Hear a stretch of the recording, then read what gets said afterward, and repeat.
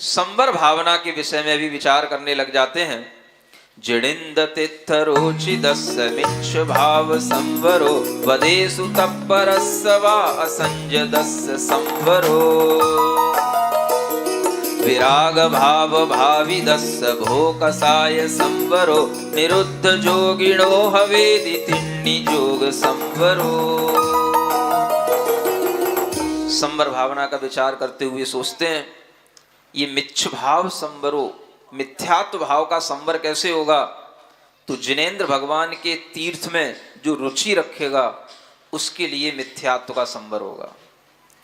जो हमारी आत्मा में असंयत भाव अनादिकाल से चला आ रहा है उसका संवर कैसे होगा? वदेषु तत्परस्वा, जो व्रतों में तत्पर होगा उसके लिए असंयम भाव का संवर होगा। और जो हमारी आत्मा में कसाय भाव निरंतर चले आ रहे हैं उनका संवर कैसे होगा? तो विराग भाव भाविदस्य भो कसाय संवरो, कसायों का संवर विराग भावनाओं के माध्यम से होता है, वीतराग भावनाओं के माध्यम से होता है।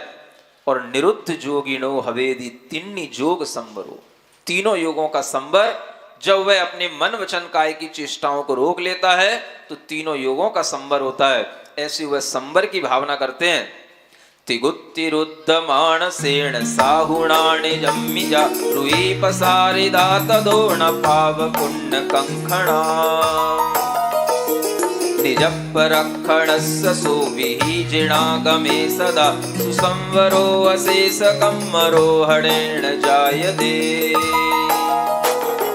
और वे विचार करते हैं तीनों गुप्तियों से युक्त जब मन होता है और उस मन से सहित जब साधु वृत्ति होती है और उस साधु वृत्ति के साथ में जब वह निज आत्मा में अपनी रुचि को फैलाता है तब वह पाप और पुण्य इन दोनों की आकांक्षाओं से रहित होकर के अपनी निज आत्मा की रक्षा करने की जिस विधि में तत्पर होता है वह विधि जिनागम के अलावा और कहीं प्राप्त नहीं होती है।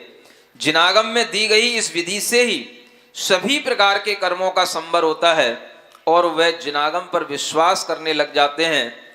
वह शांतिनाथ भगवान भी जिनेंद्र भगवान के तीर्थ पर अनादिकालीन चले आए उस जिनागम पर अपनी श्रद्धा लाते हैं कि हमसे पहले भी अनेक यहाँ पर चक्रवर्ती हुए, तीर्थंकर हुए, उन्होंने भी इसी प्रकार से जिनागम की विधि का आश्रय लेकर के इस संसार को छोड़ा और संवर की प्राप्ति की। ऐसीलिए वह भावना करते हैं कि इयम ही संवरस भावना, यह संवर की भावना ही हमारे लिए श्रेष्ठ है